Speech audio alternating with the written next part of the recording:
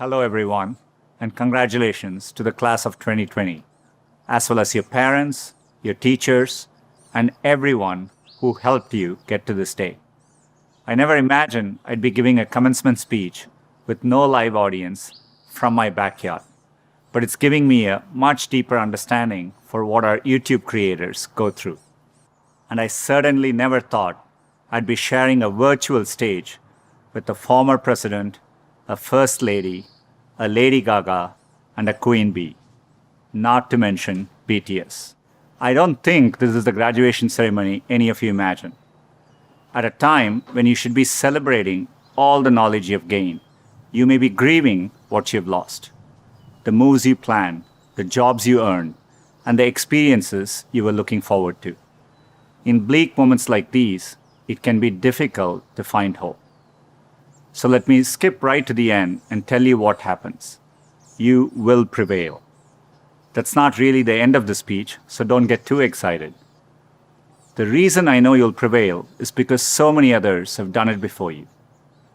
100 years ago, the class of 1920 graduated into the end of a deadly pandemic. 50 years ago, the class of 1970 graduated in the midst of Vietnam War. And nearly 20 years ago, the class of 2001 graduated just months before 9/11. There are notable examples like this. They had to overcome new challenges, and in all cases, they prevailed. The long arc of history tells us we have every reason to be hopeful. So, be hopeful. There is an interesting trend I've noticed. It's very conventional for every generation to underestimate the potential of the following one.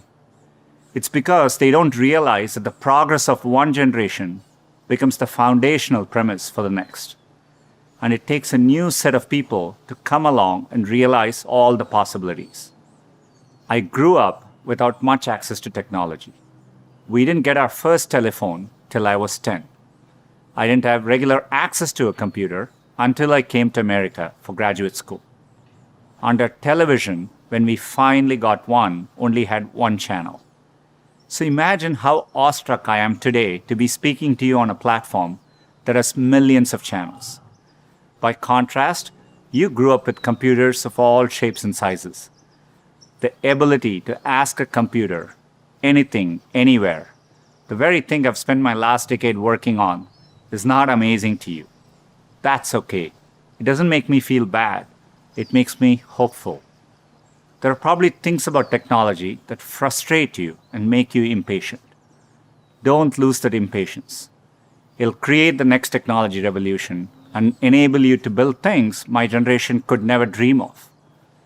You may be just as frustrated by my generation's approach to climate change or education. Be impatient. It'll create the progress the world needs. You will make the world better in your own way, even if you don't know exactly how. The important thing is to be open-minded so that you can find what you love. For me, it was technology. The more access my family had to technology, the better our lives got. So when I graduated, I knew I wanted to do something to bring technology to as many others as possible. At the time, I thought I could achieve this by building better semiconductors. I mean, what could be more exciting than that? My father spent the equivalent of a year's salary on my plane ticket to the US so I could attend Stanford. It was my first time ever on a plane. But when I eventually landed in California, things weren't as I had imagined. America was expensive. A phone call back home was more than $2 a minute, and a backpack cost the same as my dad's monthly salary in India. And for all the talk about the warm California beaches, that water was freezing cold. On top of all that, I missed my family, my friends, and my girlfriend, now my wife, back in India. A bright spot for me during this time was computing. For the first time in my life, I could use a computer whenever I wanted to. Completely blew my mind. And at that same moment, the internet was literally being built all around me. The year I arrived at Stanford was the same year the browser Mosaic was released, which would popularize the World Wide Web and the internet. The The summer I left was the same summer that a graduate student named Sergey Brin met a prospective engineering student named Larry Page. These two moments would profoundly shape the rest of my life. But at the time, I didn't know it. It took me a while to realize that the internet would be the single best way to make technology accessible to more people. And as soon as I did, I changed course and decided to pursue my dreams at Google.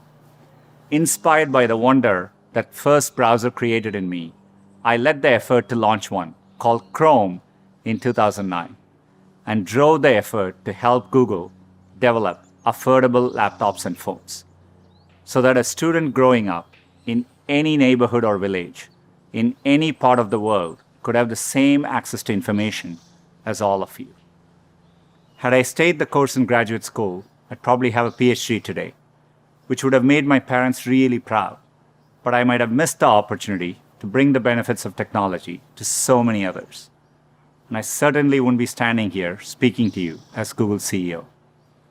Believe me when I say I saw none of this coming when I first touched down in the state of California 27 years ago. The only thing that got me from there to here, other than luck, was a deep passion for technology and an open mind. So take the time to find the thing that excites you more than anything else in the world, not the thing your parents want you to do, or the thing that all your friends are doing, or that society expects of you. I know you're getting a lot of advice today, so let me leave you with mine. Be open, be impatient, be hopeful. If you can do that, history will remember the class of 2020, not for what you lost, but for what you changed. You have the chance to change everything. I'm optimistic you will.